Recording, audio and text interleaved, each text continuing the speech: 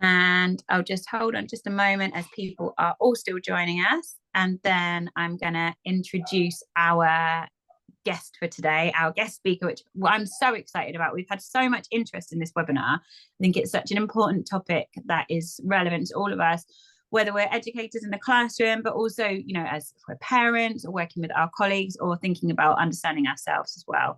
So I'm just very, very excited to hear Boelo's wisdom. I expect lots of you are aware of him and his work, but Boelo is a language coach and a dyslexia expert. So the combination of those two skills is really just absolute gold dust for all of us sat here today. And I hope we've got lots to learn. I'm Hannah. If you haven't met me before, I'm the Diversity and Inclusion Coordinator at International House World. And I have also my colleague, Imogen Key, who will be in the background assisting with any tech things, also keeping an eye on the chat. I'm going to put my email address and Imogen's email address into the chat. Should you have any problems, if you get like kicked out and you can't get back in, it doesn't usually happen, but please feel free to send us an email and we will assist you as best we can. Any questions in the chat, and yeah, just enjoy, and I hope you get lots out of today. Over to you, Boelo. Wonderful. Thank you very, very much, Hannah. I'm going to share my screen so I can explain the first thing I want to explain to you. This presentation is on Canva. There you go. So as Hannah said, my name is Boelo van der Poole. I always put it here as well, so you know exactly how it's pronounced, because otherwise I get all these people coming up to me to events and referring to me as Boelo, and now I'm not Boelo anymore from you. I am Boelo from now on. As you can see, I'm Dutch from birth, born and raised in the Netherlands. I moved to Spain when I was 22. That's 30 years ago. For the math people around you, you can figure out my age by now. And since the day I arrived in Spain, I immediately started working in the language learning and teaching business. I've been for 30 years. I've been in admin. I've been school marketing. I've been school management. I used to run my own school for 25 years, a community school here in Spain. I worked a lot with teachers. I worked a lot with course development. And one of the things that triggered me from the beginning was the typical student that is never able or never seems able to learn the language, never seems able to learn Spanish or English in my case. And I started investigating a lot and putting a lot of time in there as well, research. I did a master's degree in emotional intelligence and coaching, which worked extremely well with the vast majority of these students, but still there were students that just couldn't get it, and we just couldn't get to them. And this is how I got in touch with the world of dyslexia and ADHD, or the wider world of special educational needs. I started on a project, an international Erasmus Plus funded project about 6 years ago on special educational needs. I was in charge of the field of dyslexia and immediately fell in love with the topic. Honestly, it was like an immediate click. It was an immediate click, basically because from day one or day two, I was like, oh my God, this is me. Oh my God, I'm dyslexic too. And this is something that happens all the time. I hear stories like mine. I hear them all the time. People that have gone through life without too many troubles in school. They're just normal students, normal everything. Slower reader, slower writer. It takes longer time to process certain information, but also because you have good coping mechanisms, because you're very good at other stuff. Life has gone well. I mean, I do what I do. I have what I have thanks to my dyslexic brain, not in spite of my dyslexic brain. And then later in life, you go like, oh my God, this ticks so many boxes. Now I understand why this, why that, why such, and why so. So I started working with the dyslexic students, and I realized the utter frustration they have when you talk about learning English. And I said, well, this isn't possible, because I'm dyslexic and I speak 5 languages. So I'm dyslexic, I'm Dutch, I speak English. As you notice, I speak Spanish, which is about the same level of my English. I get by in German and I get by in French. And about 30 years ago, before coming to Spain, I also spoke Indonesian, because I spent 6 months in Indonesia and I learned Bahasa Indonesia, which I don't remember anymore. And I said, so if I can do this, they can do this too. I mean, it's not that difficult. It's just learning a language. And I started investigating, started looking online. I couldn't find anything, so I started doing it myself. And over the past, the next 2 years, I created, you can say, strategy, how to work with dyslexic students, how to teach dyslexic students. We worked with a lot of dyslexic students, actually from day one, trial and error. That's basically what we did. And then the past 2 years, we worked with groups of dyslexic students. And that's when many more teachers approached me and said, hey, Boelo, how do you do this? I want to learn this too. And I said, okay, well, I left my school, and now I started focusing purely on training teachers in dyslexia awareness. So it's first realizing what dyslexia is, that it is the thing, recognizing it in your students, adapting dyslexia-friendly strategies in your classes, and how to make these students thrive. Because I truly believe that students with dyslexia are as capable as, or maybe even more capable than, any neurotypical or non-dyslexic or ADHD student you might have in your classes. And it's actually funny because I just told Hannah and Imogen as well that this morning I delivered an online training to teachers from IH Madrid. And so I just came off with a call with IH Madrid, and now I am here IH World. So it's from Madrid to the world, basically. But it's all IH, so it's all in the same field.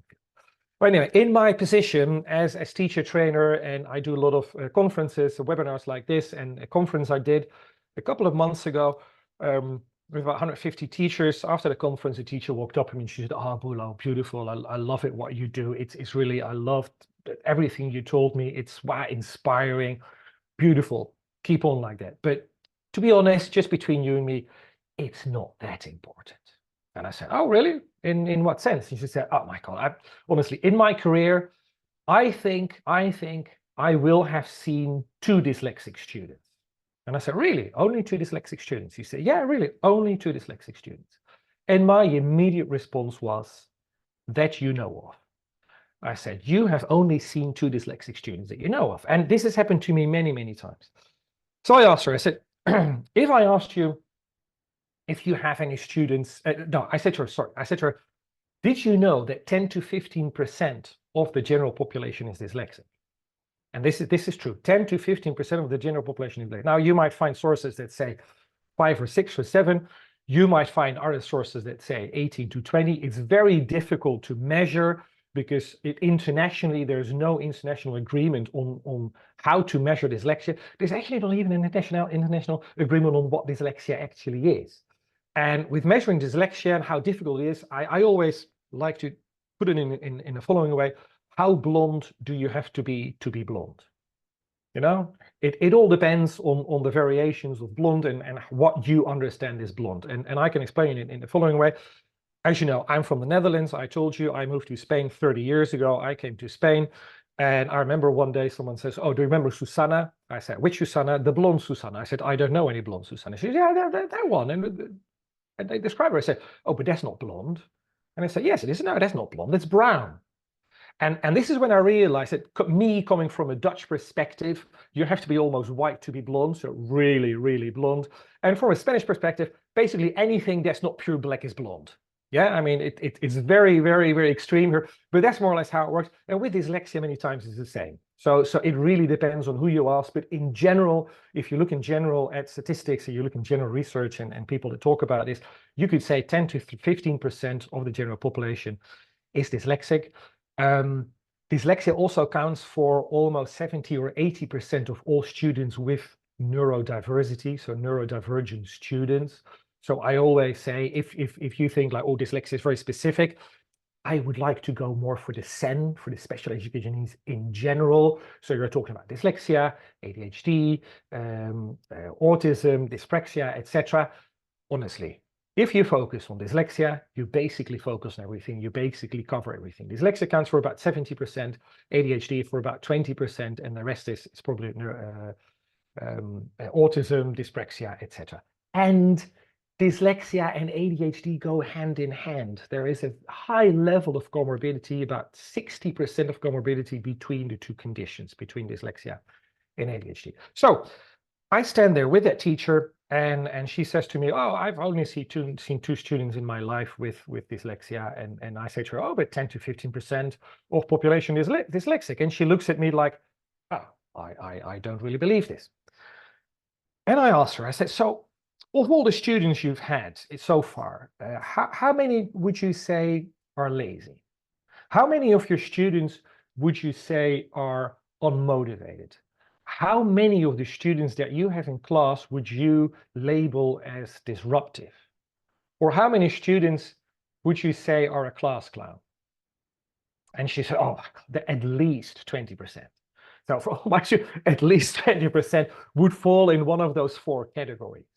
And then there's also the category of that student that you when you talk to your fellow teachers, you say, he can if he wants to, because I've seen him doing it. You know, it's a typical student. Yeah, I know you can if you want to. And I said to her, I said, what if I told you that of that 20% of those students, this is probably where the majority of your dyslexic and ADHD students are. And these are the students that you label as lazy, disruptive, class clown, and unmotivated, but actually behind that behavior, there is a condition, and the condition is dyslexia or ADHD. Now, I talk about dyslexia and ADHD together a lot today because, as I said, there is a high comorbidity, but I will usually just say dyslexia. Otherwise, it's a very long name together, yeah? And I said to her, let's do some math. I said, let's do some math. You're a language teacher. It's not going to be the math on the right, but it's math that even I can do myself. And maybe you guys would like to do the same because you're teaching right now. So I invite you to do the same math with me. And I'm going to use her. It's not very difficult. I'm going to use her example. First question, I said, how many years teaching experience do you have? And she said, well, I've been in the business for 12 years.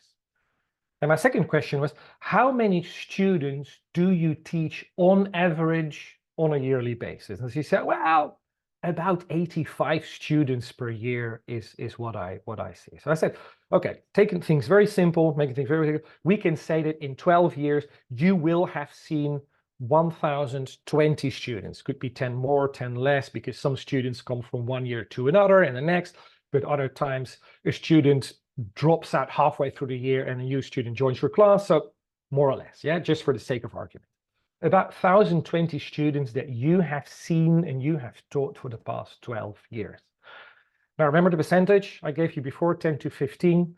I said, let's go with the lowest one. I said, because I'm pretty sure that many dyslexic students would not even sign up to your classes because they know it's a waste of time anyway. So let's go with a 10% to make it easy. This means that you will have had 102 students with dyslexia and ADHD in your language classes, and you only know of 2. So there's 100 students that you have had in your classes for the past 10 years that you labeled as unmotivated, disruptive, class clown, etc., but actually were dyslexic. 100 students that you have not been able to teach effectively. Quite painful if you think of it. You go like, God. Thing is, and it's not your fault, because you were never taught how to do this. You were never taught what dyslexia is. You were never taught how to recognize dyslexia in your students. And you were definitely never taught how to make the classes effective for your students with dyslexia. Now, if this is painful for an individual teacher, imagine when you run a school. Imagine you run a school and say you have 1,000 students per year, 10%, 100 students with dyslexia that you don't know of, you don't know what to do with them because they're unmotivated and disruptive. And these 100 students account for, say, an average of 500 euro per year in tuition fee. That's 50,000 euros, 100 times 500, 50,000 euros of annual revenue at risk, literally at risk, because you don't know how to deal, how to classify, how to work with these students. That's the issue. That's how big dyslexia as a thing is. And for me, it's not just a problem. For me, it's an opportunity, because there are so many dyslexic people out there, again, 10 to 15% of the population with a dyslexic brain, that if we learn how to teach them, if we learn how to teach them effectively, my God, the amazing things that we can do with these students. So today, luckily you're here, and congratulations for being here. Thank you very much for taking the time to wanting to listen to me and wanting to hear to what I'm going to read about dyslexia. Today, I'm going to talk about 3 main items. 1, what is dyslexia? 2, how do I know? So how can I see dyslexia in my students? And 3, what can I do? So what can I do to offer dyslexia-friendly classes for my students? So first, what is dyslexia? Basically, to describe it very, very easily to you, dyslexia is a condition where the brain processes the information in a different way. That's a very simple way of explaining dyslexia. It's a different way of the brain in processing the information it receives.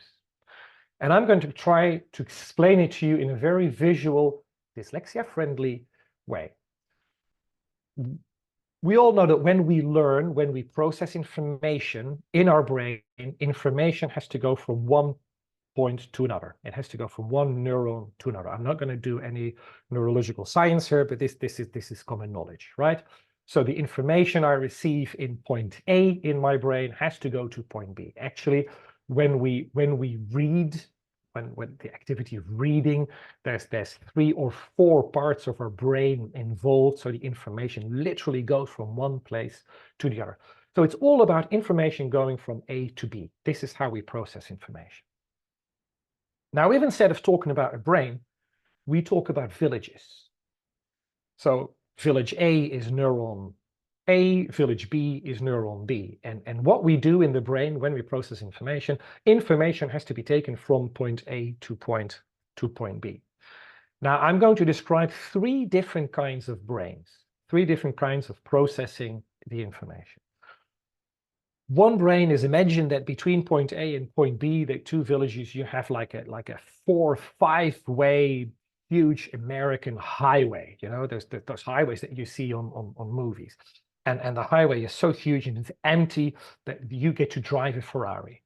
And you go with your Ferrari from point A to point B. It's like split second and you're there. It's like, boom, you go 240 kilometers an hour. I don't know how many miles it is.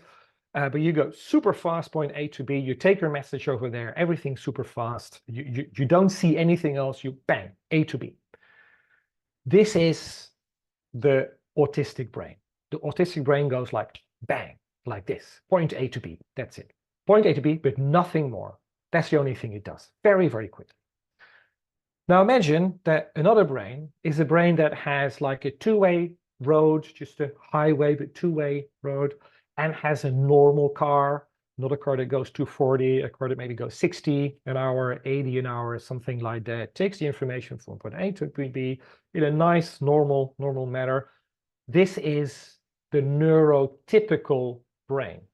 So this is not the neurodivergent, it is the neurotypical brain. So let's say the 80% of the rest of the population. Now the dyslexic brain doesn't have a highway. The dyslexic brain doesn't have a normal road. The dyslexic brain has a bike path.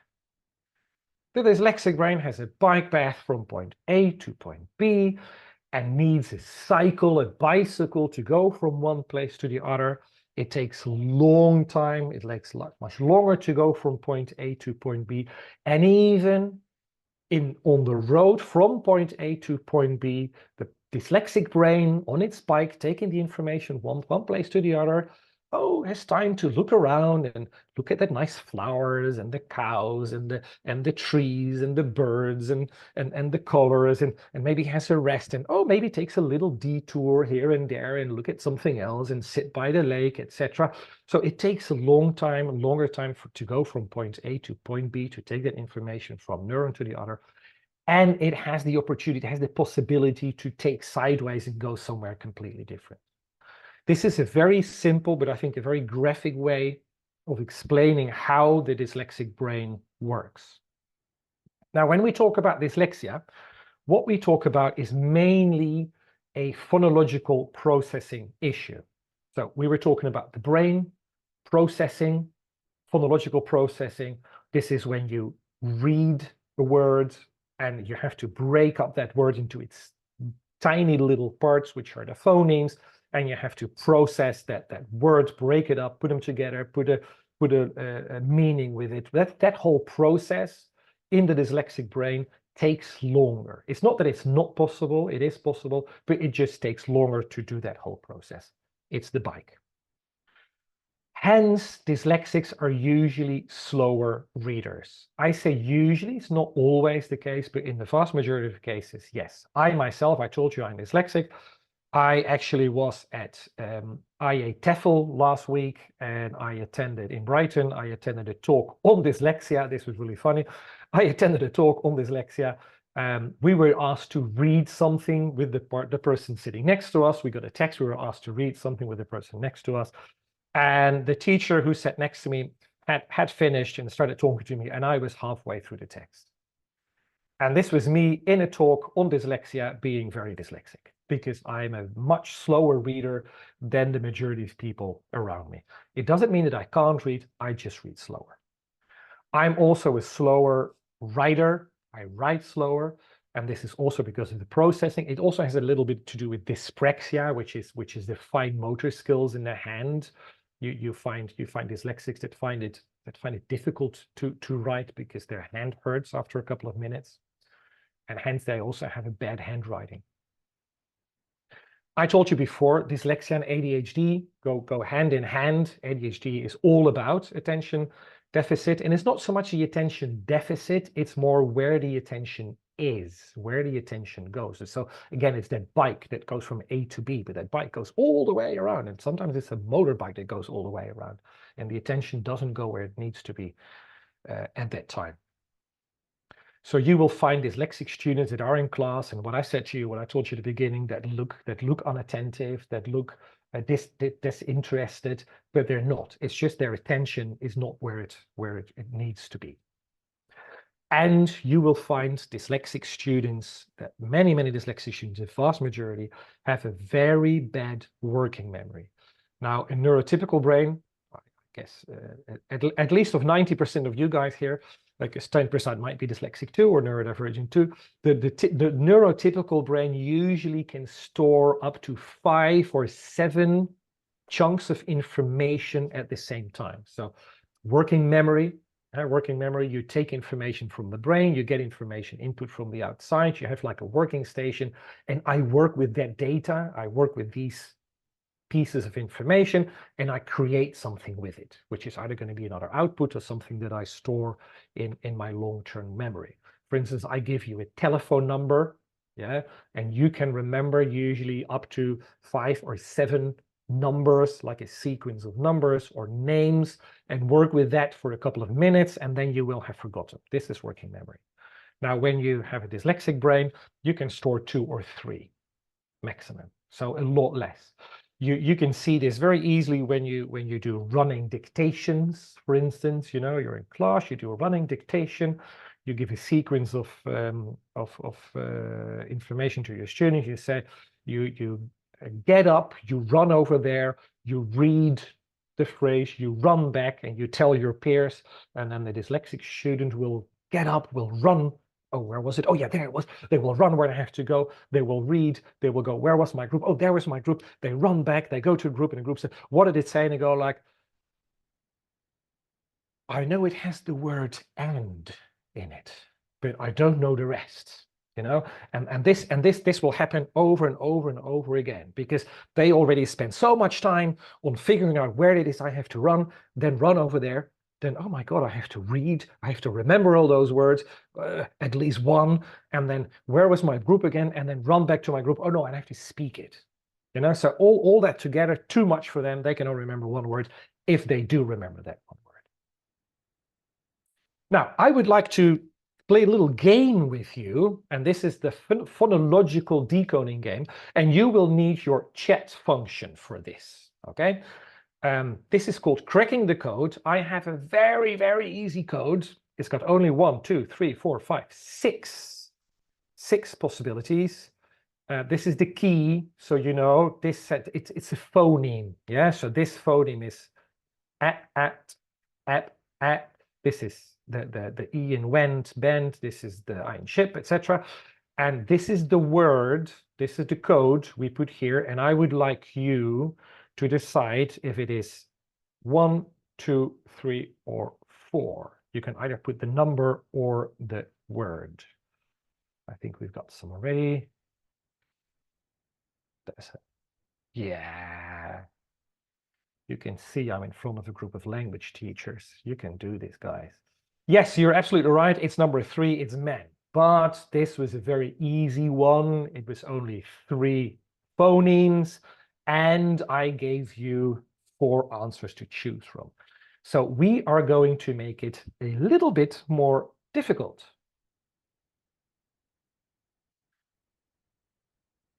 What does it say? I'm not telling you 1, 2, 3, 4, because there are no options. You really have to read the words. It's not that difficult.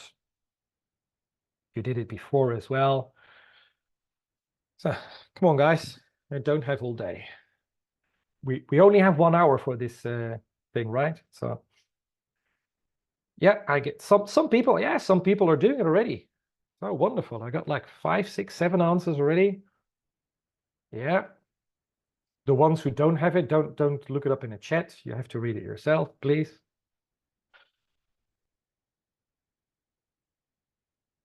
It didn't say lol, but anyway, but yeah, menus. Yes, absolute. Absolutely. It says menus here. Now, while you were reading this, I mean, you might have noticed I started talking to you. I started pushing you a little bit. I started saying like, come on, you can do this. It's not that difficult. I've seen people doing this faster. I'm not sure how this made you feel, this activity. Many times when we do this activity, when I do it in my teacher training, it's actually longer. It's like a whole sentence, and I nag them even more. And the majority will go like, oh my God, this was, yeah. I felt anxiety, I felt nervous, especially because other people already finished and I hadn't. This is how the dyslexic students feel. This is how they work. This is reading for many of them. And if you have to do this in a group of people, like you do this, and you're slower than the rest, the anxiety plays up, they're feeling bad, they're feeling dumb, basically. Many dyslexic students during their year or during their lifetime, they hear they are stupid. This is what happens. And now you guys all have a very healthy self-esteem. I can assume you're all adults, you're all educated. Bear in mind that 8, 9, 10, 12-year-olds with dyslexia are not educated yet and usually don't have a very high self-esteem. So phonological decoding, a very, very important issue for students with dyslexia. We looked at what dyslexia is. Now we're going to look at the second part. We're going to look at how do I know? So yeah, okay, I more or less have a faint idea of what dyslexia is, what it feels like, but how do I know? You know, if my student is dyslexic. Well, if you would ask me, and everybody asked me, many people ask me, one big red flag. There's many signs for dyslexia.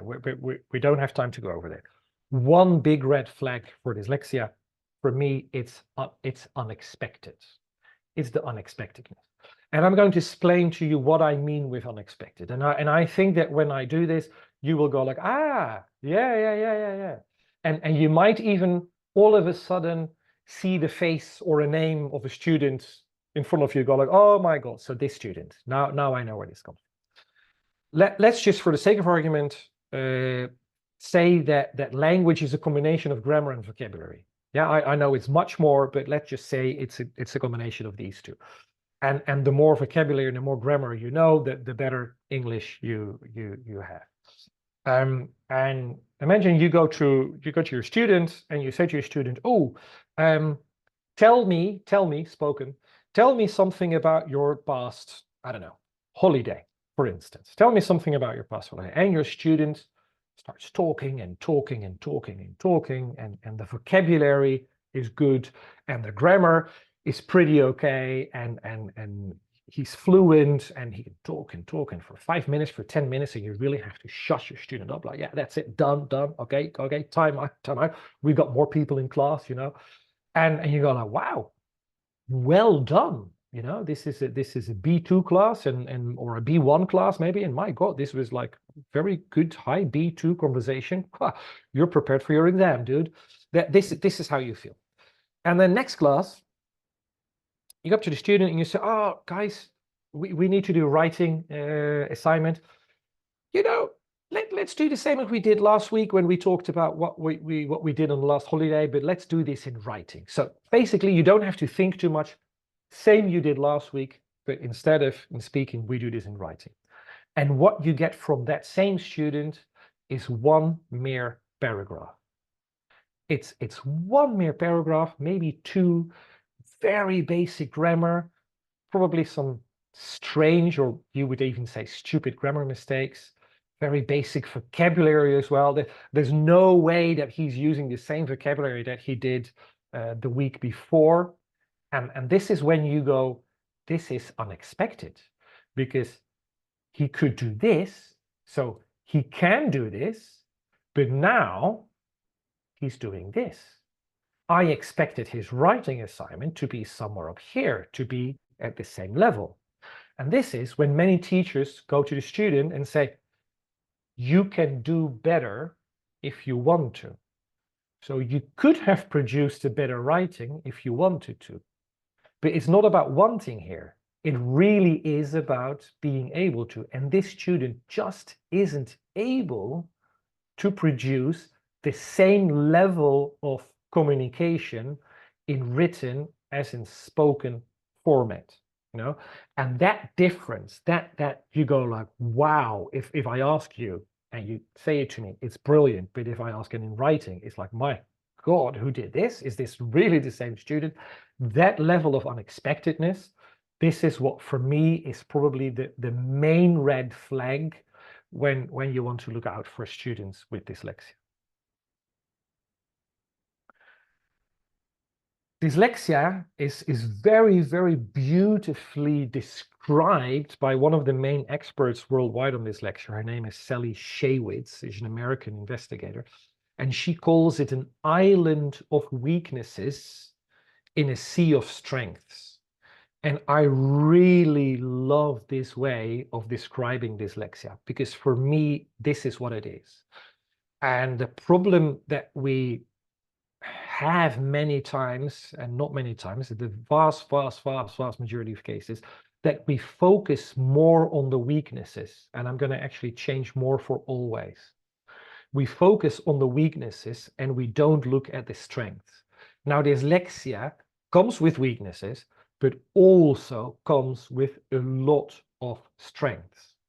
And this is something we can look out for our students too. We can look at the strengths of our students. So if we see that there's this student that has like this big unexpected gap between what he can produce in speaking and what he produces in writing, and we see that this student, yeah, it's true. Yeah, this student has some working memory issues every now and then. And yeah, no, it's true that this student is a slower reader and sometimes even avoids reading aloud in class. And yeah, when it's handwriting, very difficult to read, and it takes him long to write as well. And sometimes his writing assignments are very, very badly organized as well. It's really very strange. But if we then also look at the strengths of this student, and we look at, for instance, that this is a very creative student, because dyslexics are usually very creative people. And we see that this student is actually quite intelligent, at least as intelligent as the other students, and sometimes even more intelligent than the other, or seems more intelligent than the other students. Situation you go like, you're intelligent, so how can you produce this written work, or how can you not answer these multiple questions? When it's a student who is able to think out of the box and who can see the big picture, this is an amazing strength of dyslexic thinkers, of people with a dyslexic brain. The same is problem solving. And I can give you an example of my own life, actually. It was think it was last year, I was at another Erasmus Plus project. We had a meeting actually at an IH school in Split in Croatia. I don't know if anyone from Jantar is here right now in Split, but if so, hello. And we had a meeting there, and it was a group of 12 of us. And the project leader was explaining the project. He was really explaining, this is what we're going to do in the next 2 years. He was explaining everything that needed to be done. And halfway through his explanation, about 15-20 minutes, I was like, I'm just not getting this. I don't understand this. So my processing speed was much lower. I could not understand what he was explaining. And I looked around the room and I went, everybody was writing stuff down. My colleague was writing stuff down. I went, like, at least she knows what we're doing, because I really don't know what I have to be doing in the next 2 years. But then I saw some things in the board and I thought, like, I think that the things I see, because I can see a pattern here. This is something that dyslexics are extremely good at, big picture pattern thinking, recognizing patterns. I can see a pattern here that doesn't work. And I stopped him. I said, so stop, please stop here. I said, I need to go 5 steps back, because I really not get this. Could we please start over from step 1, basically? And I ask you questions and then we do this. So I did. I apologized to the rest of the group. So I asked him several questions. I actually asked him if I could go up to the board and make a drawing myself. Dyslexics are very visual. I love mind maps. So I created my own mind map of the project. And while I was doing this, asking a question, writing stuff down, I saw pitfalls. I said, oh, so this is going to be a problem, that's going to be a problem, that's going to be a problem, which we can solve in this and that in such way. Problem solving. Yeah. And I looked around and I saw everybody in the room looking at the whiteboard going like, oh yeah. Oh yeah. I didn't see that. I didn't see that comment. Oh yeah, now I know. And when I finished, I took a picture of the whiteboard. I said, thank you. Sorry, guys. I just needed these 10 minutes of your time, 15 minutes to get this straight.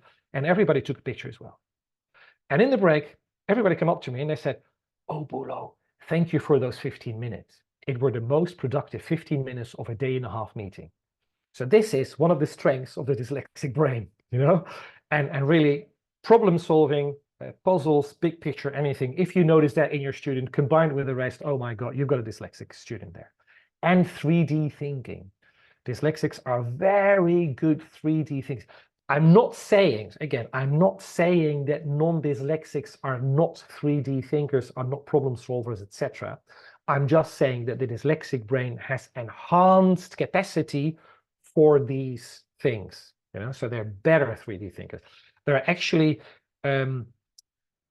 architect studios that will only hire dyslexic people. They will only hire dyslexic architects because they know they are so good at 3D thinking. And they just know, if I hire this person who is a very, very good 3D thinker, everything's going to be fine, because they're going to do an amazing job in my company. Beautiful. We've looked at what dyslexia is. We've looked a little bit at how do I know, how can I recognize dyslexia in my students. Now the last 5-10 minutes, we're going to look at what can I do. So now I know it, now I see it, but what can I do with these students? First thing you should do with your dyslexic students is adapt your texts. I'm never saying to teachers, don't use text in class, always use text, because text is important. That's how we transmit information in our modern society, but we can adapt our text. Now, I have 2 chunks of text. It's the same left and right, and I'm going to adapt the one on the right. Okay, and I think it's six or 7 steps. I never remember how many steps are, but it's very easy to do. I'm not saying buy new course books, but this is for the text that you produce yourself, exams, readings, etc. First of all, I want to align to the left. If you see the one on the left is justified, the one on the right is aligned to the left. It's a minor change, but there is a reason behind this. It's all about focusing the eye on the paper and know where you have to be. The one on the left, the distance between the words is not always the same. On the right, the distance between the words is always the same. And it's also easier to see when a line ends, when a sentence ends. Second, I want to change my font. So usually what I do, this is, I did this on Canva. There's a font called Open Sans, I think it is. There are other fonts like Arial, Verdana, anything which is sans serif. Yeah, so this on the left is serif with all the little endings, the beautiful little endings with the R and the S, etc. The one on the right is just straightforward. It's much easier for the dyslexic brain to read. Now you will find supposedly dyslexia-friendly fonts, specific dyslexia-friendly fonts. Some of them are good. Actually, a friend of mine has one that is quite good. But you will also find one. I actually found it on Canva myself, and it's actually called Dyslexia font or dyslexia-friendly font, or I think it's Open Dyslexia font. I think it's horrible. And I know many other dyslexics who think it's horrible too, and there's actually no research that backs it up that it's a better font. Actually, Verdana and Arial are usually very good solutions to use with your students. Then I change the size. So usually I would use a 12 to 14 font size for dyslexic students. Might be bigger. Some people say 16 to 18. I find 12 to 14 enough for that. Then, and this is important, I change the line space. So I put a 1.5 line space. So it's a 12 to 14 font and a 1.5 line space between the lines. This is all, as I said, it's all about fixating the eye on the page and putting the attention where it needs to be. And then, this is for me probably the most important one, I make paragraph. I chunk my text.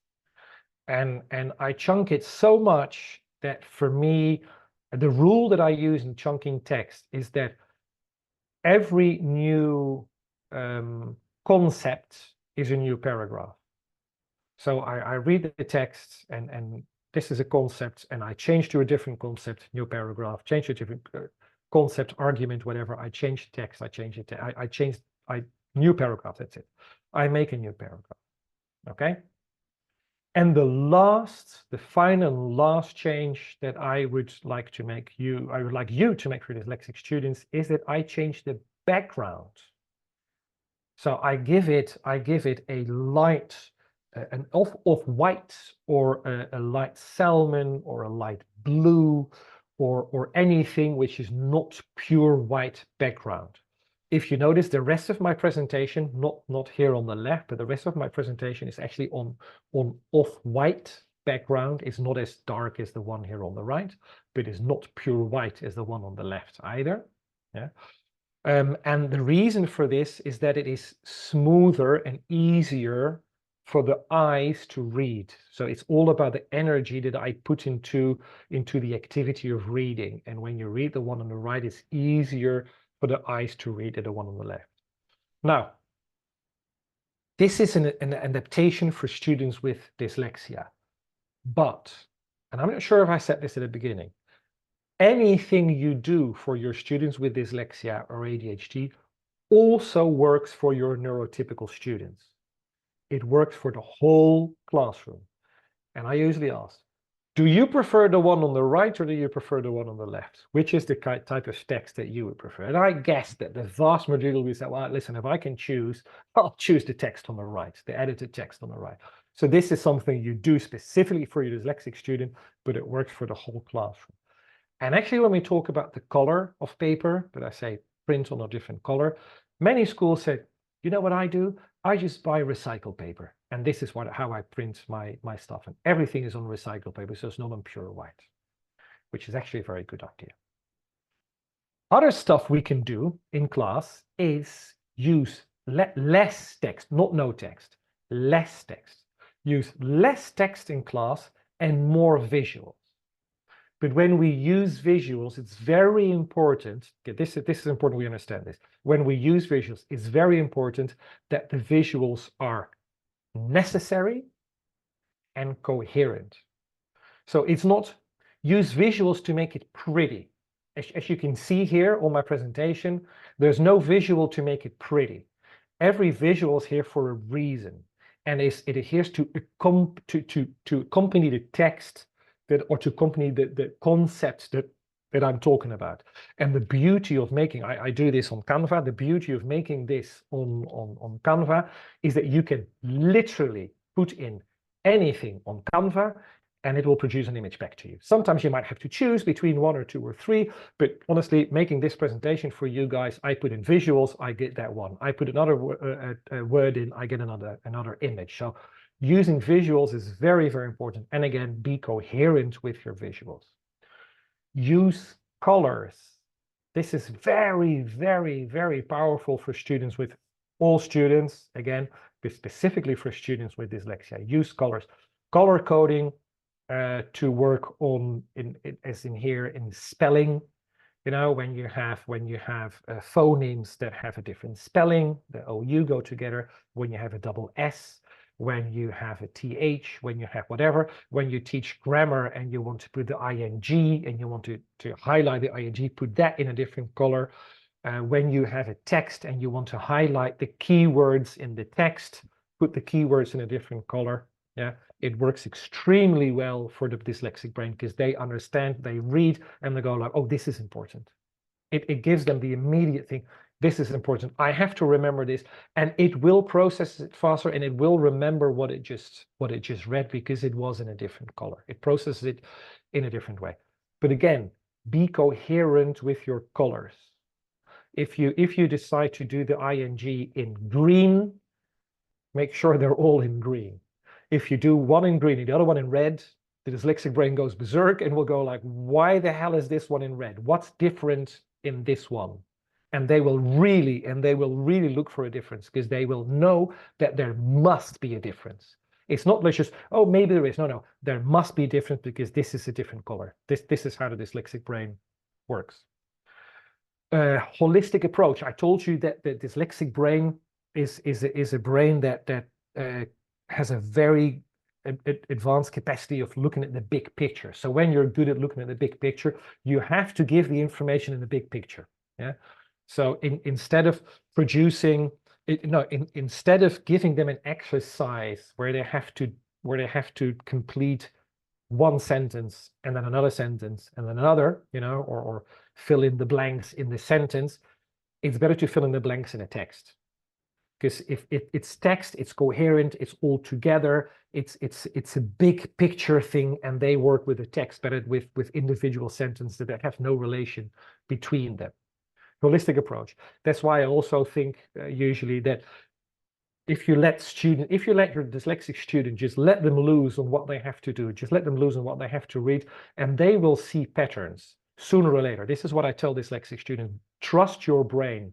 Trust your brain, and your brain will see the pattern sooner or later. Scaffolding, extremely important. Scaffolding, chunking as well. That's actually the next one. Scaffolding, really put one thing on top of the other, and make sure that your student understands the relationship between one and the next one. Yeah, it's not just scaffold, not just doing it. It's not just you scaffolding it, but also explaining to your student how these relate to each other, because then that student is able to create that visual image. They're very visual people, visual image in their head, and go like, oh yeah, now I completely understand how this works. Chunking. And by chunking, I mean really chunking. Sometimes teachers say, no, I chunk already. And I say, how big are your chunks? 20 minutes. I said, that's not a chunk. That's like half a tablet of chocolate. A chunk is like 5 minutes. That's a chunk. So I always say chunk, and when you think you've chunked enough, try again. Chunk it to the minimum. So again, one concept per chunk. That's what I usually do. One concept. I do one concept here. I practice it. I work with it. I take it from many angles. I do the whole holistic experience with that little chunk. When you got that right, when the student gets that right, okay, now we're going to scaffold. We're going to get the new chunk, put it on top of it. I'm going to explain you what the relationship is between these two, and now I'm going to focus on the second one. Really small chunks. When you look at these, you like the term bite-sized learning. When you look at bite-sized courses, the online courses in Coursera and these platforms, If it's video-based, it's usually very short videos. It's videos that are 3 minutes, 5 minutes, 6 minutes. It's usually not longer than that. That's it. That's chunking to the minimum. And oh my God, in my teacher training, if any one of you ever, and I hope you will, does a teacher training with me, I'm going to repeat this 10 times, honestly, because this is so incredibly important. Extremely clear instructions, and not just clear instructions, extremely clear instructions. You've seen it before with the example of the bike, yeah, and the car, the Ferrari, and the normal car. If you give instructions to a neurotypical person, they'll go, okay, I'll do it, and they just go and do it. If you give it to a autistic person, they will take it literal. Like, you told me to do this, so this is how I'm going to do it, full stop. If you give it to a dyslexic person, they're going to look at it from many different angles. And they go, what? I could interpret it this way, but I could also interpret it from the left. Ooh, I could also interpret it from the back. And if I interpret it from inside out, oh, and if I look at it from the bottom, what does it look like that? And they interpret it from so many different sides, and they will do something out of the box. Remember one of the strengths? They will do something out of the box. They will come to you and go like, whoa, that's not what I expected. That's not what I expected from you. This is not what I wanted from you. And they say, no, but this is what you told me to do. You said, no, I didn't. They say, yes, I did. And they will be able to argument that they are right. Yeah, and you'll probably go like, no, you're not. No, yes, I am. Because this. And you go like, oh, damn. Yeah, maybe you are. You know, and this is why I have seen students on multiple choice tests reading question 1 and circling 2C as the correct answer. And then you look at it and you go like, how far did your brain go to see that this is the possible answer to question 1? And they will go, yeah, because of blah. And you go like, oh, damn, actually, you could look at it this way. If you want, you can. So this is the capacity of the dyslexic brain. It's beautiful because my brain works that way, but sometimes it's not as nice, because if people want you to do something, it has to be very clear. And I always tell people, explain to me very clearly what you want me to do, because otherwise I might not do what you expect me to do in the end. And 2 more things that I made big, because I think they're the 2 last things that you have to, if there's anything you want to keep in your mind, please keep these 2 in your mind. Empathy. By all means, be empathetic with your dyslexic students. I touched you in the beginning, these dyslexic students, so of this teacher, remember 102 students, 2 she knew they were, 100 no. So these 100 students will hear that they are uninterested, disruptive class clowns. Sometimes I tell them they're stupid. Literally, they say, "Oh, you're just stupid. You're." There's a video on YouTube. If any one of you knows Happy Days, maybe you're not old enough, but maybe the older generation, Happy Days series from the 80s. There's this actor, De Fonds. He's one of the main actors. Richard Winkler is the actor's name. He's severely dyslexic. He does an interview. You can look it up on YouTube. And his parents called him a dumb dog. And this is what he heard from his parents. You're a dumb dog. Du bist ein dummer Hund. The parents were Jewish, German Jewish. And I use that video a lot. So this is what they hear from a long time. So if the only thing you can do is a language, honestly, if the only thing you can do is be empathetic with your dyslexic students, you are already so far ahead of many other teachers in the field out there. So this is one. Empathy with your dyslexic student. And if you decide, yes, I want to do this, I think this is important, dyslexia is an issue, I saw this, so many students, we need to do this, we need to get into this, make sure it's a whole school approach. Make sure it's not just you. Because I love it, honestly, I love it when teachers say, yeah, I'm doing a course with you, and they do a course with me, and there's one teacher in a whole school. And I train them and I go away and they're blown away. They go, oh, wow, this was amazing, beautiful, love it. I'm going to work with my students. And then the student goes to the next year, goes to a different teacher, and everything goes back where it was at the beginning. This really has to be a whole school approach. If it is a whole school approach, and it's not only just to help the dyslexic student, it's also an opportunity for the school to be more inclusive, to help their students better. And dude, I studied business too, to earn more money, because we keep our students for longer with us and we attract more students to our school. I'm actually over time. I said it was going to be 45 minutes and I'm 55 minutes already. But anyway, that's me talking about something I like. So if you want more, I saw someone scroll like, yeah, please give me more. Well, here you go. Here is more. I wrote this guide. Yeah, you can't see it because I've got a blurry background. But anyway, it's the same as the picture here on the left. I wrote a guide on teaching languages to students with dyslexia. You can download it for free on my website, this QR code. It's a free QR code, so it only works for 7 days. I just realized this morning. So if you do it now. Or go to my website and download it there. And if you like the topic, if you like me, if you want to know more about this topic and follow me, by all means, follow me on Instagram.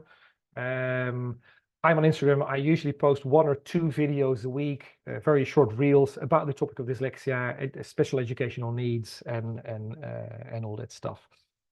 And that's it from my side. Thank you very much. I know it's been very quick. It's a very broad, it's a very big topic. I can't do everything condense everything in 50 minutes, but I really wanted to have you some quick takeaways, some good idea of what dyslexia is, and at least something you can do with your students. So, Hannah, it's over to you.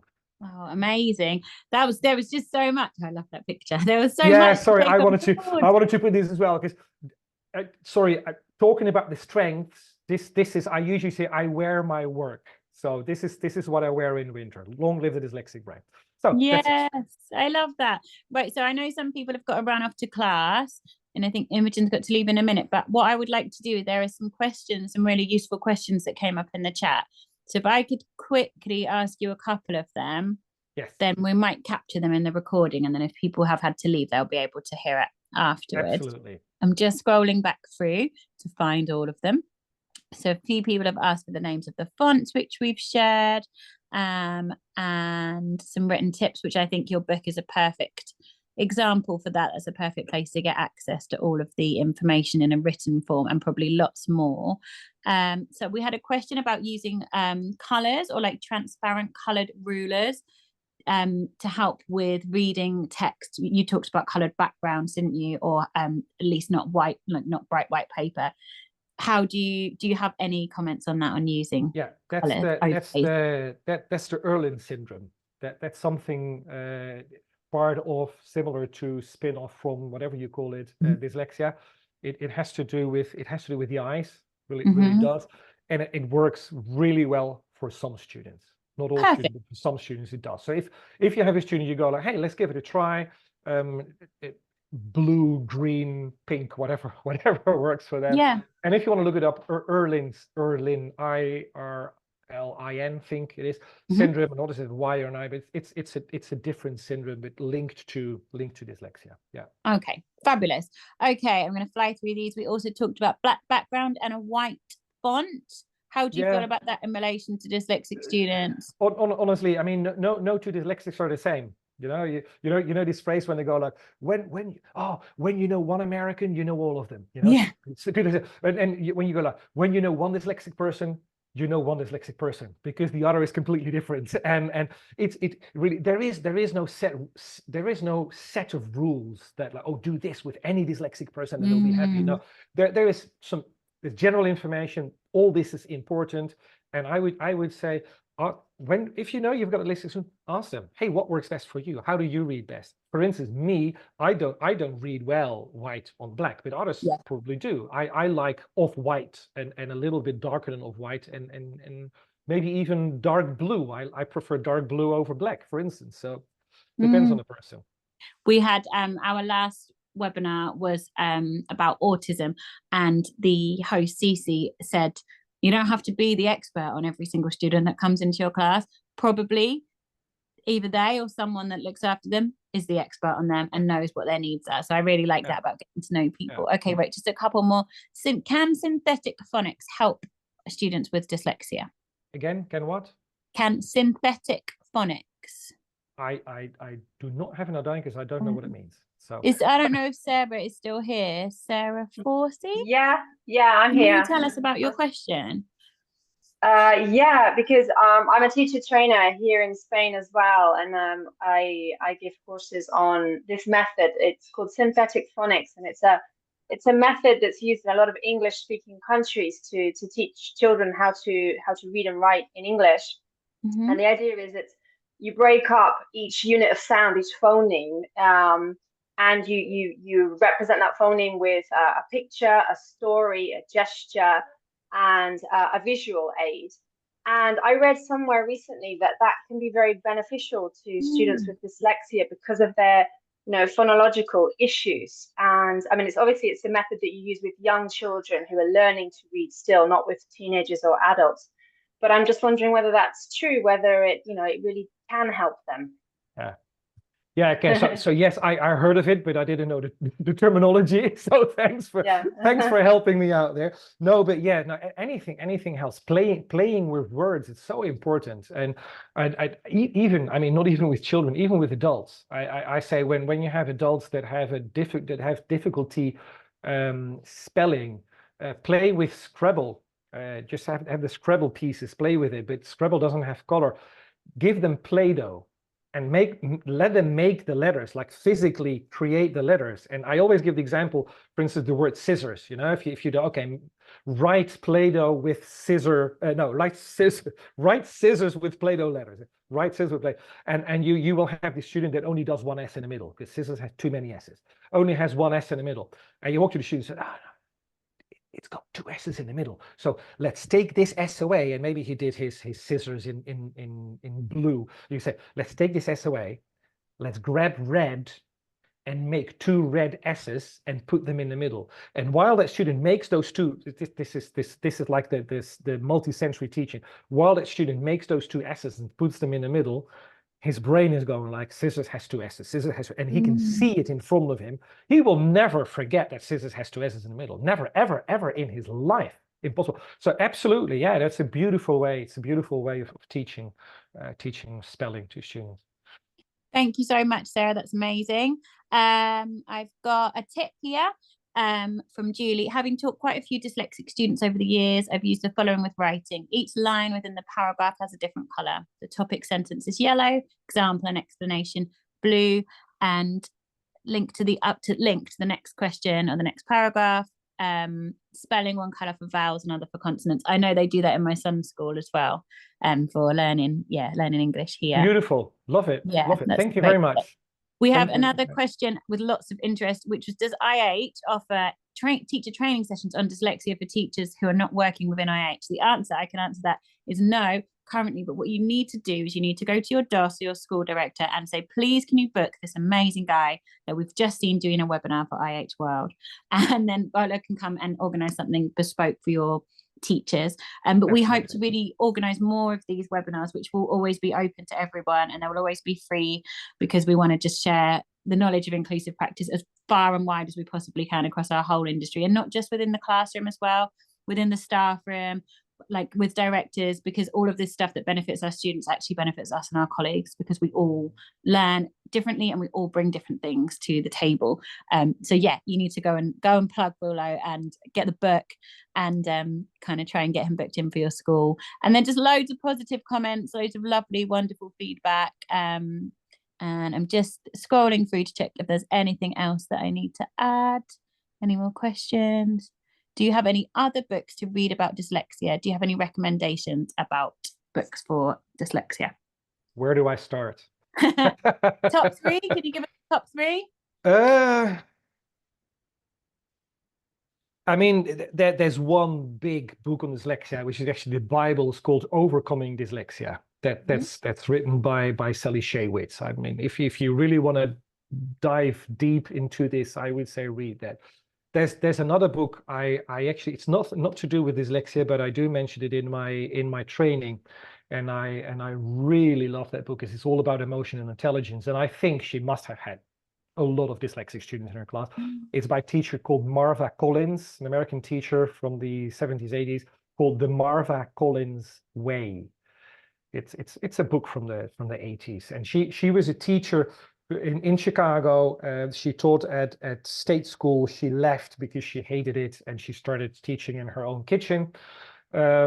and she started teaching like really the kids from the really poorer neighborhoods, the disfavored kids, and so that were like the kids that basically were, nobody was able to teach them, and she would start with them without these kids being able to read in September, and they would be reading, understanding, and loving Shakespeare in May. So it was like, and you read it, and it's all about how she works with it. It's so inspiring how she works with the children, how she teaches them, how she loves them, how she communicates with them. And I, when I read it, I was like, oh my God, there must be so many dyslexics in these rooms with you. So yeah, beautiful. Okay, nearly finished. I have another question about someone saying, I'm quite certain I've got unconfirmed dyslexia. Do you think, should I get some kind of diagnosis to help me as a teacher? That's completely up to you. If you think you need it, if there's a reason for you to do it, then by all means. I don't have a diagnosis, a full diagnosis myself. I when I started learning this and reading up on this, I realized that I could tick many of the dyslexic boxes, and for me it was like, wow. And then the more I read, the more I'm confirmed. And then I did speak, obviously, via my work, through my work, I did speak to a lot of diagnosticians, and I said, listen, I mean, I'm not asking for a diagnosis, but I think that blah blah. And they asked me 4 questions, and they said, like, yeah, you are. And then I usually say to students as well, because I have students or parents come up to me and say, like, so my kid's dyslexic, I think he's dyslexic, but we don't have a diagnosis. Can we still sign him up? Because I do specific courses for dyslexic students. Can we still sign him up? I say, yeah, of course. I said, I don't need a diagnosis to teach your kid. If you think he's dyslexic, I believe you. It's just, I will adapt my teaching to your child, you know, and I don't need that sticker or that label on there for. But again, it's a very personal thing. If someone says, I think it's better for me to have this, I need this assurance, then by all means go for it. But you're going to spend money on it. Yeah, I think this comes up a lot. I for part of one of my jobs, I have a few different ones. I work with children and parents with possible like neurodivergence. And one thing that we always say to the parents that we work with, because there are some times and places that you're going to need a diagnosis to be able to access support, but actually a lot of the time, a lot of the information, tips and tools are available to anyone. So if that resonates for you or for your child or someone you are working with, actually you can use those practices. It's not going to do anyone any harm, and in fact it usually makes things more inclusive and accessible for everybody else. And as some people are saying, you're completely right. They're saying here in Spain and Greece, everywhere else, as a student, yes, it is necessary. So the question came from a teacher. I don't know, depends on if you need it, but as a student, I always say to students, if you think it's necessary, if you will need accommodating in university exams, etc., then yes, you will need this. But I personally, I don't need it. So if a student come up something, I don't need it for me, but you as a student, unfortunately, you need this for university. You need it sometimes, maybe even for work. And to be honest, the horrifying thing, what horrifies me, that in Spain you need to be classified as disabled. This is it. It's official classification as disabled. Otherwise, there's no state grants or whatever you can ask for. It is horrible. So these kids from the age of 8 or 9 are told that they're disabled. Wow. Yes. Wow. Okay. Well, we are about 10 minutes over time. I'm really grateful to everyone for staying on for a little bit extra, and to you, Boelo, as well. I think that just shows the level of interest. I think we need more. Hopefully you've taken lots away from it. Boelo, have you shared your email address? How do people contact you? I haven't shared my email address. If we want to book you, how do we book you? Can you put it in the chat? I'll put it in the chat. Now, there's so many things down here. This is my dyslexic brain. I can't find where the chat is. Yeah, it's different on mine because I'm on an iPad. Or I might be able to share it for you if you like. I think I can probably do that. Yeah, please, because I can't find the chat here. I'll do that job. Also, you've been very busy. Yeah, okay. I'll share your email address in the chat. Thank you. Yeah. And everybody who's attended, because this was one of the questions as well. Oh, here it is. Sorry, I found it. You got it? Yeah. So it's Poole at teacherstudio.es. We will be sending a recording of the webinar to everyone who's attended and everyone who signed up. So if you've got colleagues who've signed up but couldn't make it on the day, they'll also get the recording as well. Please share any feedback with me via my email address and share on any socials if you want to raise awareness of this project that we're doing. Keep an eye on IH World socials as well, because we'll be running a few more webinars over the next couple of months, and then we're going to start a whole new round again in September. If there's topics that you would really love to see, please do send me an email or get in touch, and I'll do my best to source some speakers so that we can carry on sharing how to improve inclusive practice in our industry. Thank you so much. Have a wonderful weekend, and we'll see you all soon. Thank you, Boelo. Bye, everyone. Bye-bye. Bye. Goodbye.